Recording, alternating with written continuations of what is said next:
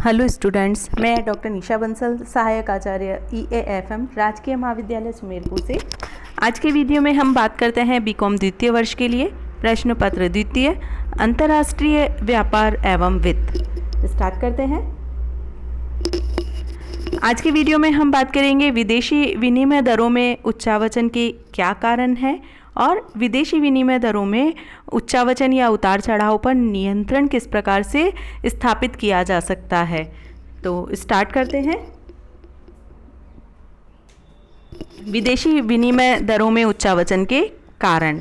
देखिए, जो हमारी विदेशी विनिमय दरें हैं, विदेशी विनिमय दरों के बारे में मैं आपको बता चुकी हूँ। अर्थात एक देश की मुद्रा या करेंसी का दूसरे देश की करेंसी में जो परिवर्तन होता है, उस परिवर्तन की दर को ही विदेशी विनिमय दर कहा जाता है।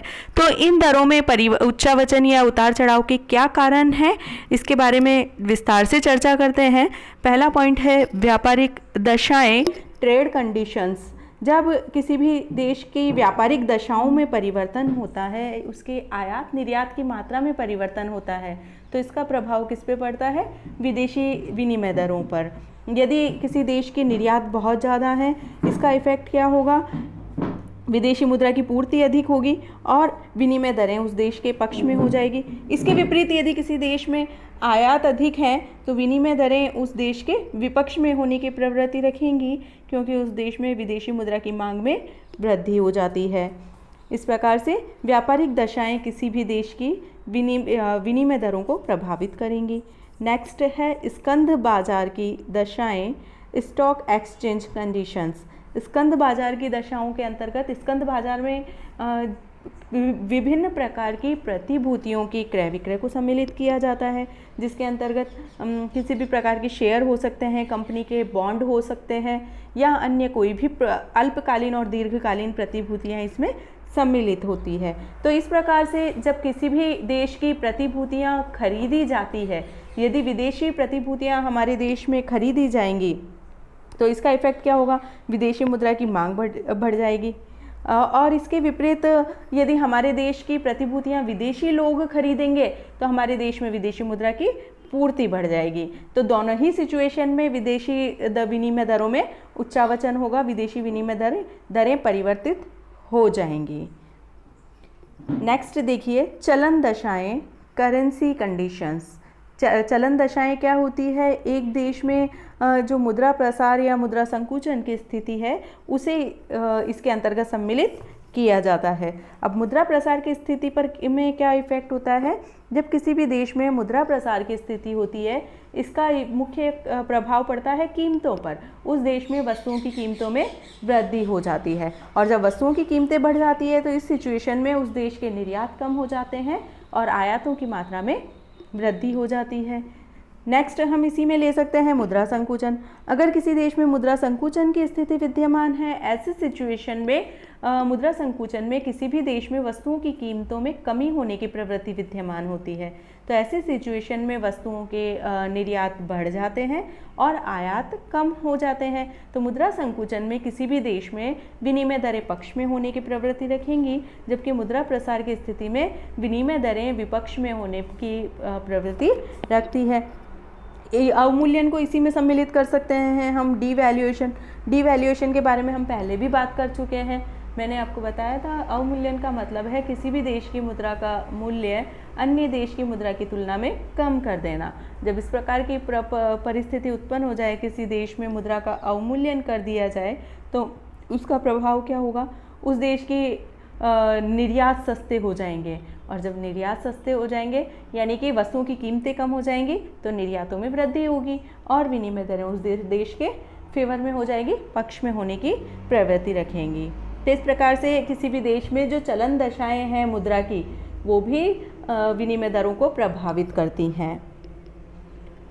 नेक्स्ट पॉइंट हम देखते हैं, युद्ध, शांति एवं सुरक्षा। देखिए, किसी भी देश में यदि युद्ध की परिस्थितियां विद्यमान है, तो ऐसी सिचुएशन में क्या होगा? जब युद्ध चल रहा है, तो विदेशों से हमें अस्त्र शस्त्र मंगाने पड़ेंगे, वेपन्स मंगाने पड़ेंगे। तो ऐसी सिचुएशन में विदेशी मुद्रा भंडार हमारे पास कम हो जाएंगे। और जब शांति की स्थिति विद्यमान है देश में, तो ऐसी सिचुएशन में प्रोडक्शन बढ़ेगा और देश के निर्यात भी बढ़ेंगे, जिससे विदेशी मुद्रा कोष देश में बढ़ जाएंगे। तो इस प्रकार से युद्ध की परिस्थिति में विनिमय दरें विपक्ष में होने की प्रवृत्ति रखेंगी, जबकि शांति की स्थिति में निर्यात बढ़ने से देश में विदेशी मुद्रा की पूर्ति बढ़ जाएगी। तो दोनों ही कंडीशन में देश में विनिमय दरों में उतार चढ़ाव होंगे। नेक्स्ट देखिए आप, संरक्षण नीति, प्रोटेक्शन पॉलिसी हम डिटेल में पढ़ चुके हैं, पहले विस्तार से हमने चर्चा की थी इसके बारे में। संरक्षण क्या होता है, किस प्रकार से कौन कौन से उपाय संरक्षण के लिए एक देश की सरकार द्वारा अपनाए जाते हैं। तो संरक्षण की नीति यदि किसी भी देश में अपनाई जाती है तो इसका इफेक्ट होगा कि उस देश में उद्योगों का विकास होगा और वस्तुओं का निर्यात बढ़ेगा, और जब वस्तुओं का निर्यात बढ़ेगा तो जो हमारी विनिमय दरें हैं वो पक्ष में होने की प्रवृत्ति रखेंगी। तो इस प्रकार से किसी भी देश द्वारा यदि संरक्षण की नीति अपनाई जाती है तो उस देश में विनिमय दरें उस देश के पक्ष में होने की प्रवृत्ति रखती हैं। नेक्स्ट देखिए, वित्त नीति, फाइनेंशियल पॉलिसी। वित्त नीति का मतलब अगर देश में सरकार घाटे की वित्त व्यवस्था अपनाती है, मैंने आपको घाटे की वित्त व्यवस्था के बारे में डिटेल में बात कर ली थी पहले। हीनार्थ प्रबंधन की नीति भी कहते हैं हम। हीनार्थ प्रबंधन के अंतर्गत सरकार क्या करती है, नए नोटों का निर्गमन करती है। नए नोटों के निर्गमन द्वारा अर्थव्यवस्था के विकास का मार्ग अपनाती है। तो ऐसी सिचुएशन में जब सरकार हीनार्थ प्रबंधन की नीति अपनाती है और नए नोटों का निर्गमन करती है तो उसका इफेक्ट होता है मुद्रा प्रसार की स्थिति का जन्म हो जाता है, कीमतों में वृद्धि की स्थिति उत्पन्न हो जाती है। ऐसी सिचुएशन में देश के निर्यात कम हो जाते हैं और आयात बढ़ने लगते हैं। तो ऐसी सिचुएशन में भी विनिमय दरों में परिवर्तन होना स्वाभाविक है। नेक्स्ट देखिए, आवास प्रवास का व्यय एवं मुआवजा भुगतान। आवास प्रवास का व्यय और मुआवजा भुगतान से तात्पर्य इसको कहते हैं हम payment of expenses and compensation of travels and migration. यानी कि जब किसी भी प्रकार से किसी देश में यात्राओं पर होने वाला व्यय हो या जनसंख्या एक देश से दूसरे देश में माइग्रेट कर जाती है, किसी भी कारण से कर सकती है, वो पर्यटन के कारण हो सकता है, खिलाड़ी जा सकते हैं कुछ दिन के लिए, या कोई अन्य व्यक्ति किसी भी तरह से उधर से इधर, मतलब किसी भी देश में जिसको हम बोल सकते हैं कि प्रशिक्षण के लिए, शिक्षा प्राप्ति के लिए आवागमन हो सकता है जनसंख्या का। तो इस प्रकार से जब जनसंख्या एक देश से दूसरे देश में यात्रा करती है, किसी भी कारण से हो सकता है वो, तो उस समय भी विदेशी मुद्रा की मांग और पूर्ति में परिवर्तन होता है, मांग और पूर्ति प्रभावित होती है और विनिमय दरों में उतार चढ़ाव की समस्या उत्पन्न हो जाती है। नेक्स्ट पॉइंट देखिए, नए संसाधनों की खोज, डिस्कवरी ऑफ न्यू रिसोर्सेज।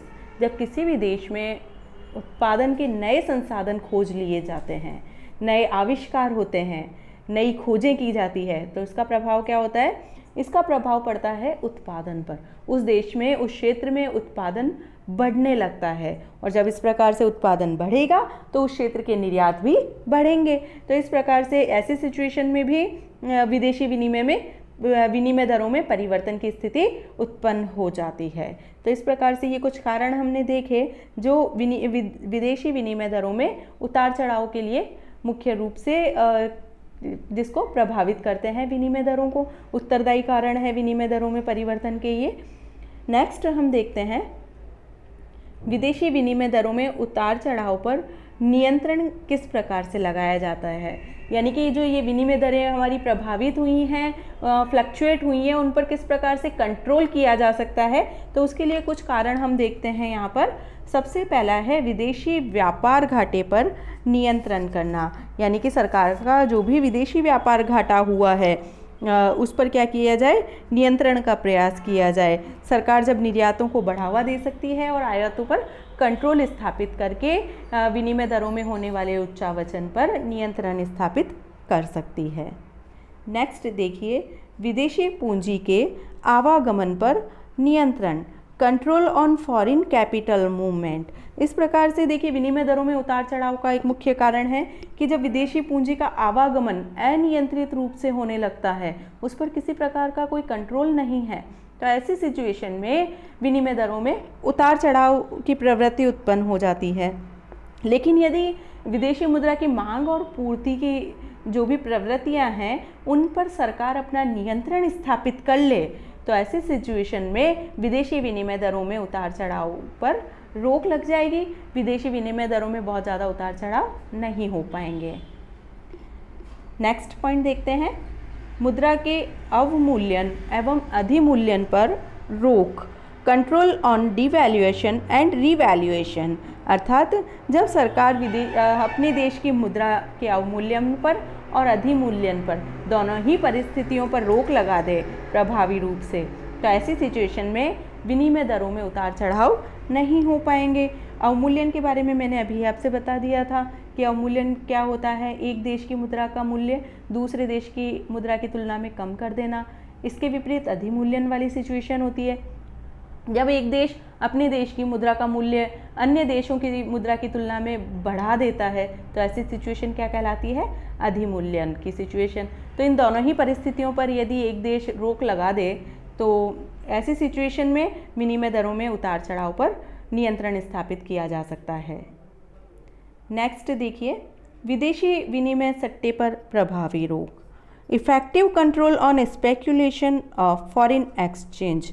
यानी कि जो विदेशी विनिमय में सट्टा करने वाले व्यापारी है वो क्या करते हैं, विदेशी मुद्रा की कृत्रिम मांग और कृत्रिम पूर्ति की स्थितियां उत्पन्न कर देते हैं। जब किसी भी देश की मुद्रा में सट्टा होने लगता है तो मुद्रा की मांग और पूर्ति में कृत्रिम वातावरण उत्पन्न हो जाता है।